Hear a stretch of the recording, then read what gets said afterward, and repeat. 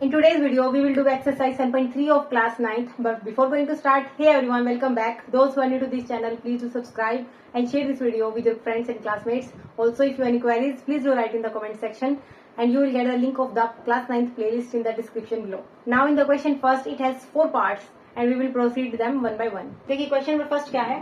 Triangle ABC and DBC are two isosceles triangles on the same base BC. अब हमारे पास ये दो isosceles triangles हैं same base BC पर, ठीक है? तो आइसोसेलेस ट्राइंगल्स हैं विच मींस इनकी टू साइड्स आपस में इक्वल है, ठीक है? उसके बाद देखिए and vertices A and D R on the same side of BC. तो जो बीसी है उसके सेम साइड यानी इधर अबव और बिलो, ठीक है? ये फिगर हमें गिवन है. तो ए और डी जो वर्टिसेस है वो दोनों सेम साइड पर है. देन कह रहा है अगर इफ एडी जो है अगर उसको एक्सटेंड कर दे पी तक ऑन बीसी, देन हमें शो करना है कि जो ट्राइंगल ए बी डी होगा वो कॉन्ग्रेंट होगा ए सी डी के, ठीक है? अब देखिए इन दोनों ट्राइंगल्स को यानी दिस वन और दिस वन, इन दोनों ट्राइंगल्स को हमें कॉन्ग्रेंट प्रूव करना है, ठीक है? तो सबसे पहले क्या लिखेंगे, हमारे पास गिवन क्या है कि हमारे पास ये दो जो है वो आइसोसेलेस ट्राइंगल्स हैं और साथ ही जो एडी है वो इंटरसेक्ट करता है बीसी को पी पॉइंट पर, ठीक है? तो देखिए प्रूव करते हैं हम. अब मैं इन दोनों ट्राइंगल्स को कॉन्ग्रेंट प्रूव करना है तो हम इन दोनों ट्राइंगल्स को ही ले लेते हैं. तो हम क्या लिखेंगे, in triangle A B D and triangle A C D. इन दोनों ट्राइंगल्स के अंदर देखिए हमारे पास क्या क्या कोरस्पोंडिंग पार्ट्स इक्वल हैं. और देखिए ए बी जो है वो ए सी के इक्वल है. A B is equal to A C.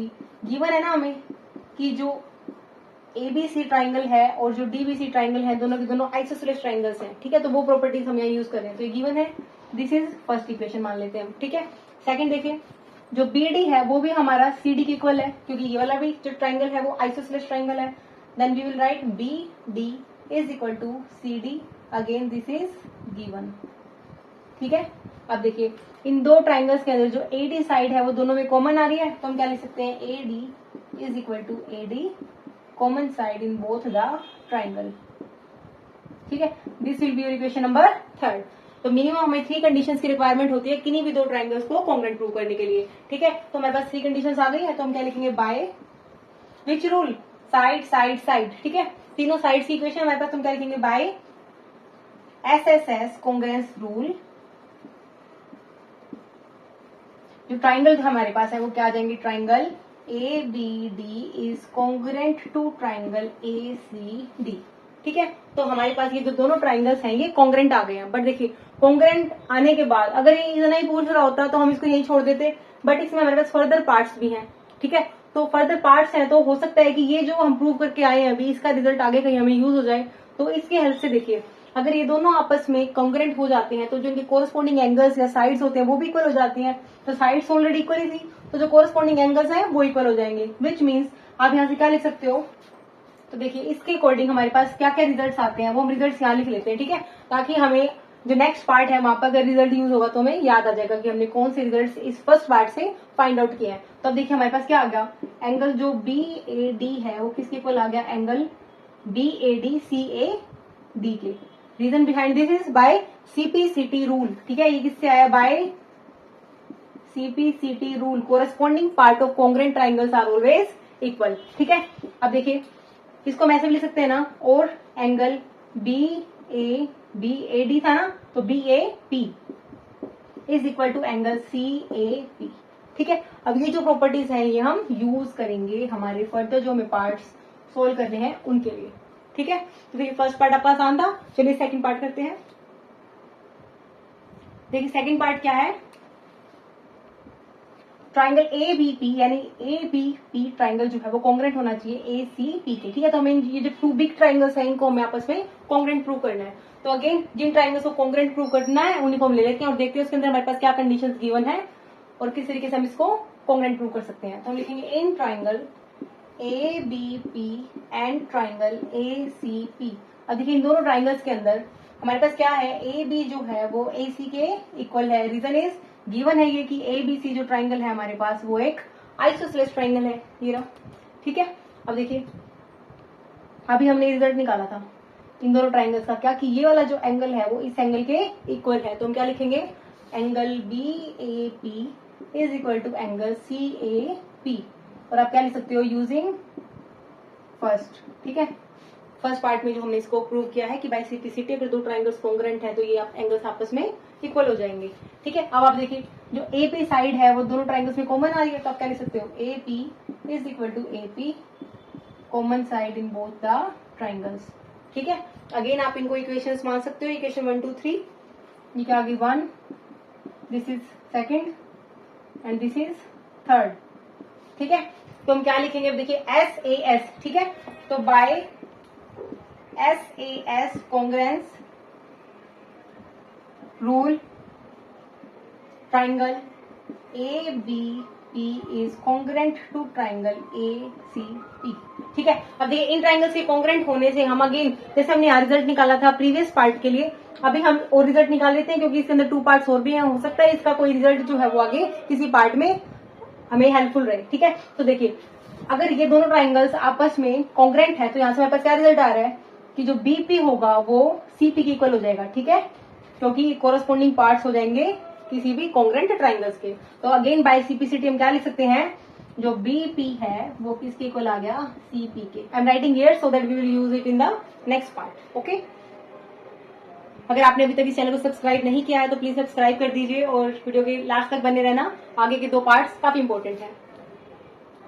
Third part में क्या है, AP bisects angle A as well as angle D. अब देखिए एंगल ए को तो बाइसेक्ट कर ही रहा है एपी, क्योंकि हमने अभी प्रीवियस पार्ट में प्रूव किया है कि ये दोनों एंगल्स हमारे इक्वल आ गए थे। ठीक है, और ये दोनों एंगल्स इक्वल आने का मतलब क्या है, जो एपी है वो एंगल ए को बाइसेक्ट करती है इन टू इक्वल हाफ्स। ठीक है, तो फर्स्ट पार्ट तो प्रूव हो गया कि एपी जो है वो बाइसेक्ट करती है एंगल ए को, but now we have to prove that the AP bisects angle D. अब इसको बाइसेक्ट करती है, इसके लिए हमें क्या करना पड़ेगा, ये जो दोनों एंगल्स हैं इनको इक्वल दिखाना पड़ेगा। ठीक है, तो एंगल्स को इक्वल दिखाने के लिए हमें क्या करना पड़ेगा, we have to prove these two triangles are congruent.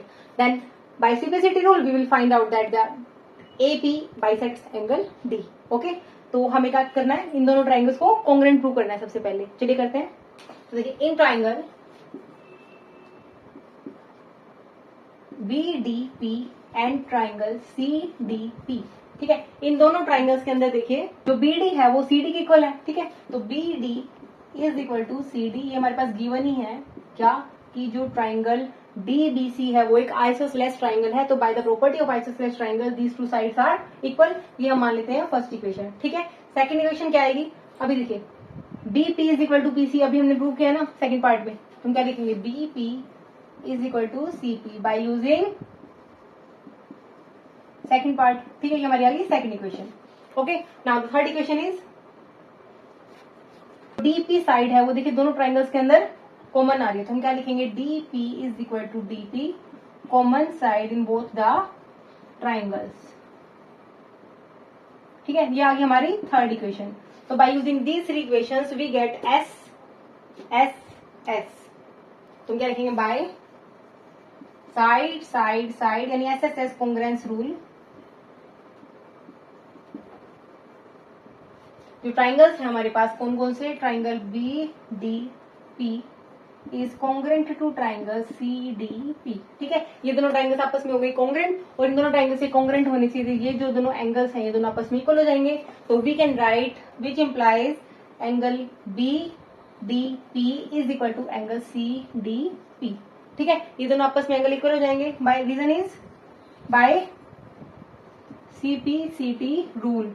CPCT rule is corresponding part of congruent triangles. ठीक है, तो ये दोनों इक्वल हो जाएंगे, विच मीन्स जो हमारे पास AP है वो बाइसेक्ट कर रही है एंगल D को भी। ठीक है, आई होप आपको थर्ड पार्ट समझ में आ गया होगा।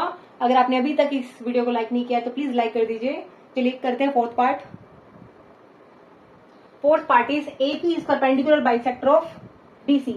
AP जो है वो परपेंडिकुलर बाइसेक्टर है BC का। देखिए बाइसेक्टर तो है ही, क्योंकि हमने फर्स्ट प्रूव कर ही चुके हैं कि BP जो है वो CP के इक्वल है। अब हमें परपेंडिकुलर भी प्रूव करना है, मीन्स ये जो एंगल है वो 90 डिग्री का हो। ठीक है, ये हमें प्रूव करना है। तो देखिए इसमें हमारे पास लाइन्स एंड एंगल्स का थोड़ा सा कॉन्सेप्ट यूज होगा, जो 6th चैप्टर है उसका हम ऑलरेडी कवर अप कर चुके हैं। अगर आपने अभी तक वो वीडियोस नहीं देखे हैं तो आपको क्लास 9 की प्लेलिस्ट का लिंक डिस्क्रिप्शन बॉक्स में मिलेगा, आप चेकआउट कर सकते हो। Please give response to this video.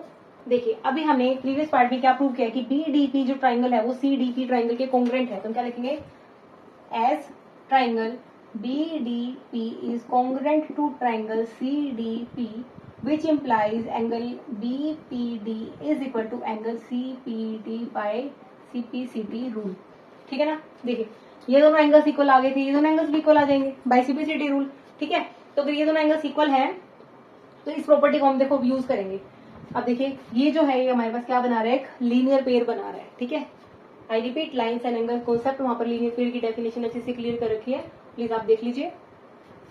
अब देखिए हम क्या लिख सकते हैं यहाँ पर, नाउ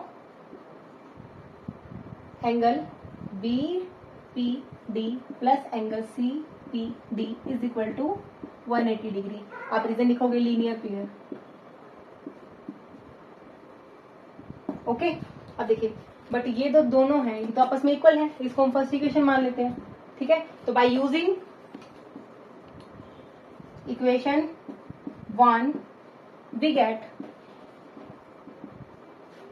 आप सीधा लिख सकते हो angle B P D plus angle B P D is equal to 180 degree, which implies angle B P D is equal to, ये 2 टाइम्स हो जाएगा, ठीक है। 2 टाइम्स मीन्स इसको आप डिवाइड कर दोगे तो क्या आ जाएगा 90 डिग्री, ठीक है। और अगर ये 90 आ गया which is equal to angle C P D, ठीक है। फर्स्ट क्वेश्चन कंप्लीट हो गया है। आई होप ये वीडियो आपके लिए यूजफुल रहेगा। If you like this video please subscribe and show your support. Take care, bye bye.